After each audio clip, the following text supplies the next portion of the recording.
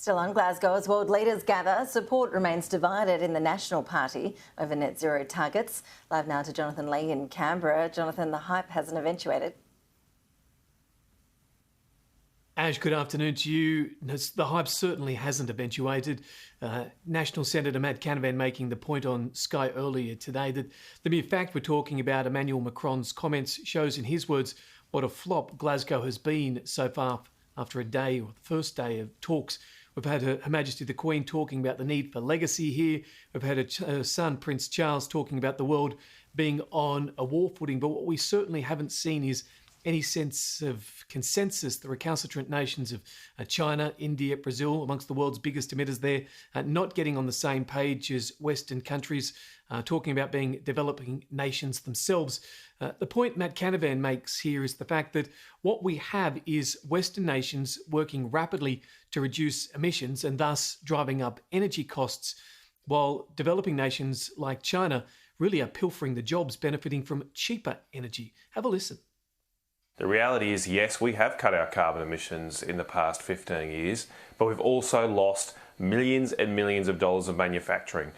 So our emissions are down 20% since 2008, but our manufacturing industry is down 13% over the same time. All we have done is export those jobs to countries like China, and the Glasgow Climate Conference is just another big scam that will see manufacturing jobs, industry out of Western countries be transferred to other countries that are not taking this seriously, like China. To the untrained eye, there doesn't appear to be any great difference between the government and the opposition at the moment. Both of them have agreed to net zero by 2050. The government says that it has a plan to do it. The opposition says that it would legislate getting there. To many voters, that really wouldn't make much difference. What they are trying to do, though, is attack Scott Morrison at Glasgow, pointing to him as being a bit of a wolf in sheep's clothing. Australia will find itself very, very difficult to lead if we are not prepared to lead ourselves. And our efforts thus far are not showing any leadership. Scott Morrison has taken Tony Abbott's climate policies to the Glasgow conference. Ash, I suppose, though, let's not kid ourselves. The big headlines for the past 48 hours have been Emmanuel Macron's comments, effectively calling Scott Morrison a liar. And while he's tried desperately to tread a diplomatic tightrope at the moment, not insulting the French president, but responding, Barnaby Joyce has certainly freed his arms. He did it yesterday and he did it last night on Sky News. I don't quite know how you describe it, so let's just have a listen.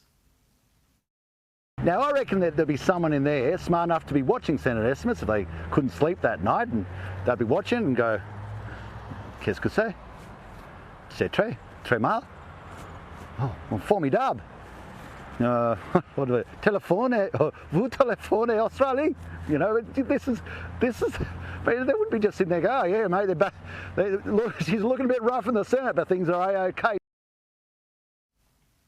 Yeah, when politics meets vaudeville, I think he's trying to explain that France should have realised that there were problems with the submarine themselves from what was being said in Senate estimates. Of course, in France's defence, the Prime Minister and all senior ministers came out and said that the subs were on time and the contract was on budget and there wasn't anything to be concerned about. So everyone can work that out for themselves. Jonathan Lee, live in Canberra. Thank you.